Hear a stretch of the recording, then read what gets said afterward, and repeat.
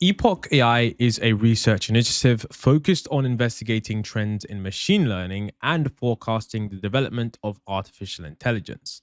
Now, they've recently released a report on the future of AI, and some of their predictions are probably the most accurate. And it's rather surprising considering what most people are saying. So, essentially, in this video, I'll dive into their findings and show you why the AI hype is truly far from over, and I'll show you the actual conservative estimates that show we're in for a pretty wild ride over the next 6 years up until at least 2030. So, one of the craziest things that I saw from the report, and I've just, picked up a few things because the entire report was, I think, around 60 or so pages. I'm not exactly sure how many pages, but it was rather extensive. So, I decided to just show you guys a few snippets from that report. Now, one of the things that was there was that they talk about how the potential for sufficiently large economic returns that could emerge from scaling beyond GPT-4 to a GPT-6 equivalent model, coupled with substantial algorithmic improvements and post training improvements. It says, okay, and this is the bit that I've highlighted, that this evidence might manifest as newer models like GPT-5 generating over $20 billion in revenue within their first year of release. Now, that is absolutely incredible, but I think later on in the article, they talk about how the entire economic output is around $60 trillion per year. And they're basically stating that, look, if an AI model is able to automate a small portion of that, it being able to get $20 billion of economic value is not that hard when you actually think about the amount of value the economy produces. So what you can see here is that they're talking about significant advancement in AI functionality, allowing for models to seamlessly integrate into existing workflows, manipulate browser windows or virtual machines, and operate independently in the background. So basically what they're talking about here is that, allowing models to seamlessly integrate into existing workflows, manipulate browser windows or virtual machines, and operate independently in the background.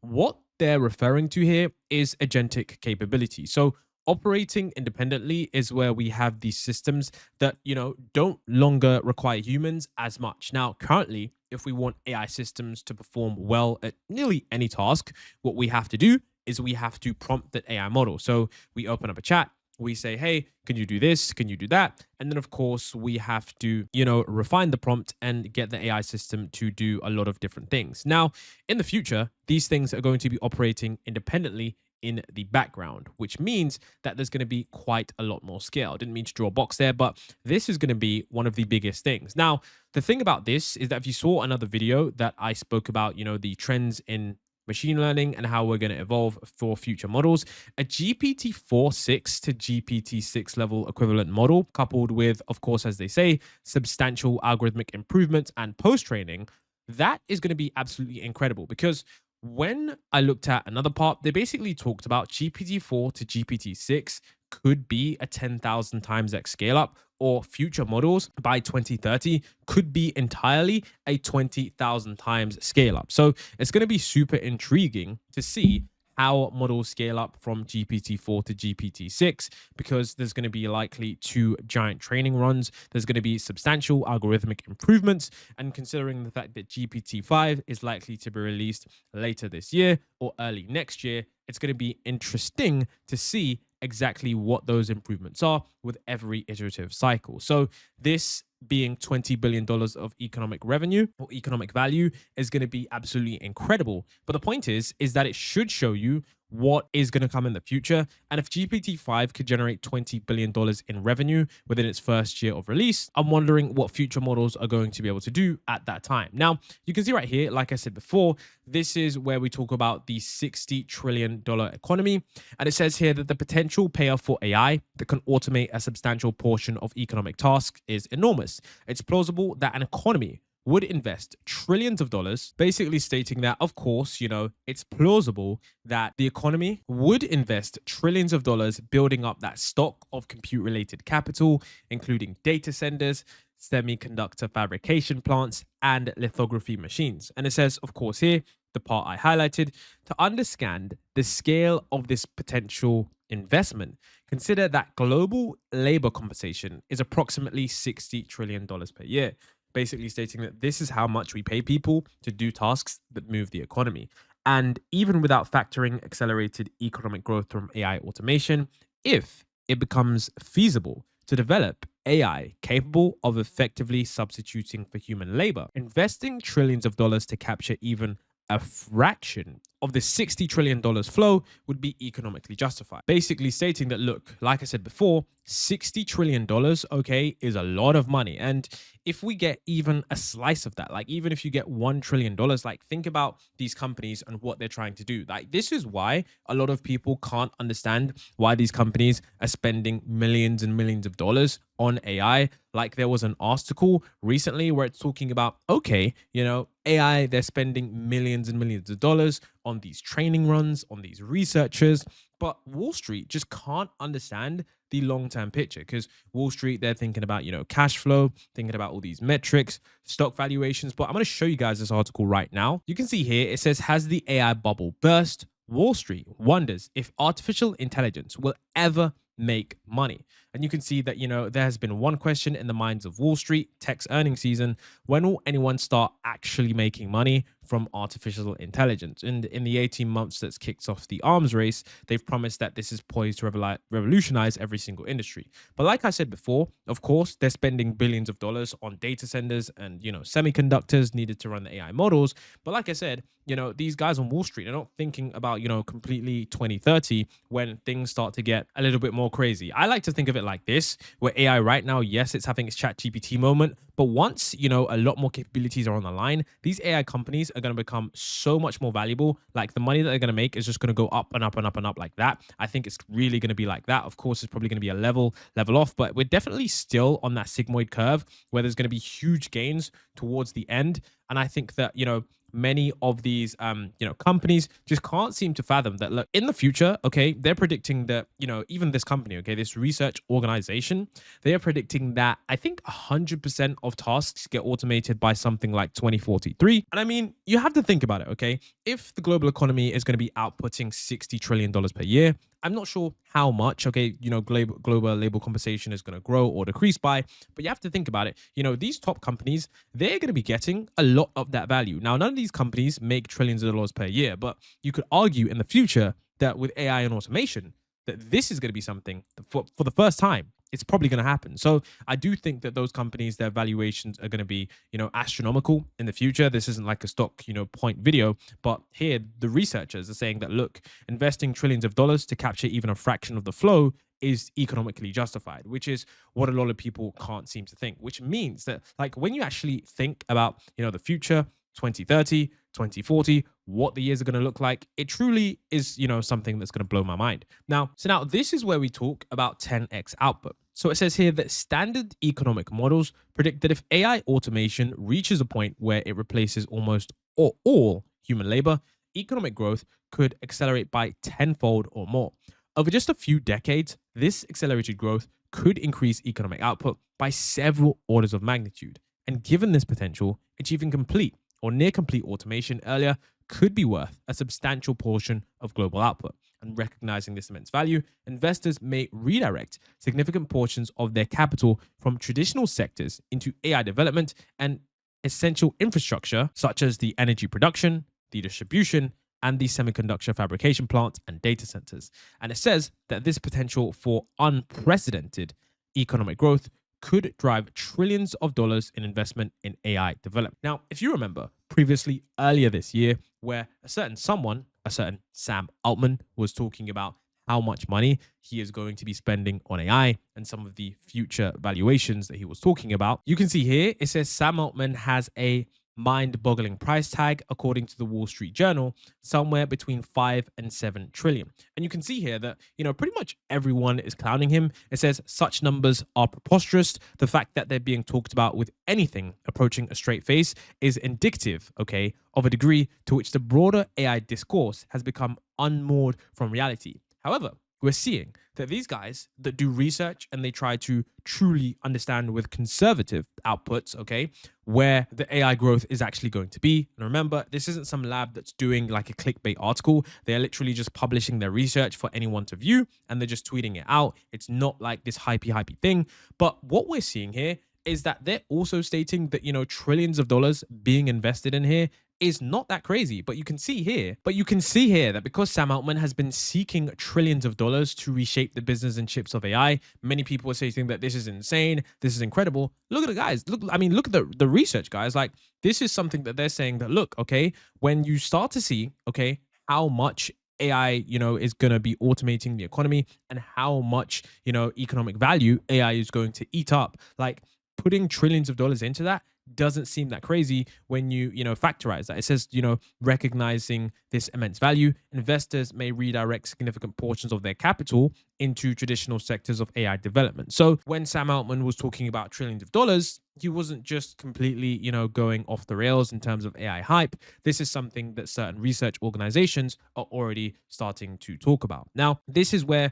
we talk about some of the compute for larger models. You can see here that it says frontier training runs by 2030 are projected to be 5,000 times larger than Llama 3.1. And it says, however, we don't expect power demand to scale as much. And this is for several different reasons. But a 5,000 times larger training run than Llama 3.1 in the next 6 years. It seems crazy, but I mean, you can just imagine, okay? And this is actually a conservative estimate because they do have, values that are on the high end, but in this writing, they've actually put the conservative estimate because, like I said before, it's not like this hypey, journalistic article. It's actually just people that are doing research based on what they see, based on the data that they're looking at. So, I mean, when you actually take that into account, it seems that the future is going to be absolutely incredible. Now, you can see right here, it says that they also expect training runs to be longer. Okay. And it says since 2010, the lengths of training runs has increased by 20% per year among notable models. Since we expect power constraints to become more pressing, training run durations could lengthen to spread out energy needs over time. Of course, they're talking about many different things, but basically they're stating that training runs could take around a year, or around, a few hundred days. So they do state that, look, it's going to be unlikely that training runs will exceed a year, as labs will wish to adopt better algorithms and training techniques on the order of timescale, which these will provide substantial performance gain. So basically saying that, look, no point training it for an entire year because by the time you finish training it, there's going to be algorithmic improvements that you're going to need to go ahead and retrain the model, completely once again. So it's going to be completely intriguing to see what these future models are and how they're going to be trained. But you can see right here that Llama 3.1 was trained over 72 days, just over 3 months, but GPT-4 was trained over 100 days, which is actually 3 months. No, this one is 2 months, and this one is actually 3 months. But the point is that it's going to be interesting to see how these training techniques differ. Now, one thing that we are seeing is that companies are starting to absolutely buy into this. We can see that Meta bought the rights to a power output of 350 megawatt solar farm in Missouri and a 300 megawatt solar farm in Arizona. And Amazon owns a data center campus in Pennsylvania with a contract for 960 megawatts for the adjoining 2.5 gigawatt nuclear plant.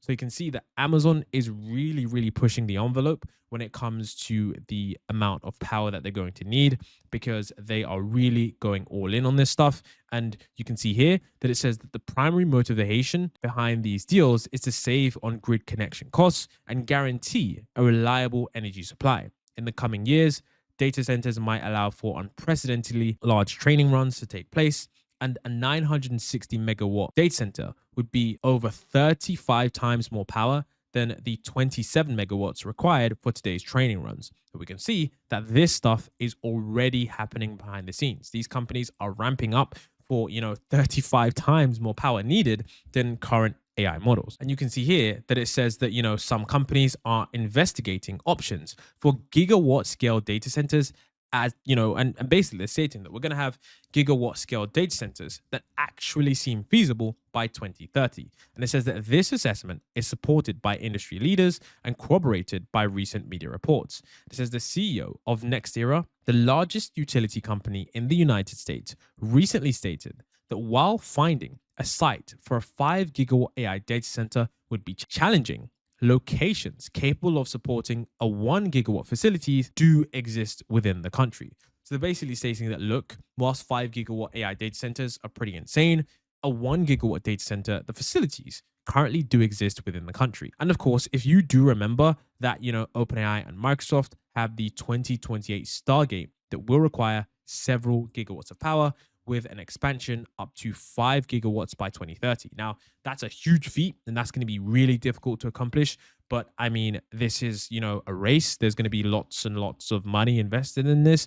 And you have to understand that they're talking about capturing $60 trillion of economic value. So I think a few $billion into some data centers is something that they're not going to scoff at. So now you can see here that this is where they talk about the future training runs. They say that training runs, we will presume that they will not likely exceed 6 months, and we will assume that training runs will last around 2 to 9 months on the higher end if progress in hardware and software stalls, and on the lower end if progress accelerates relative to today. So it could be 2 months or it could be 9 months. So this is pretty crazy because it seems that, it's still going to get pretty longer. And then of course, this is where we get into some incredible statistics.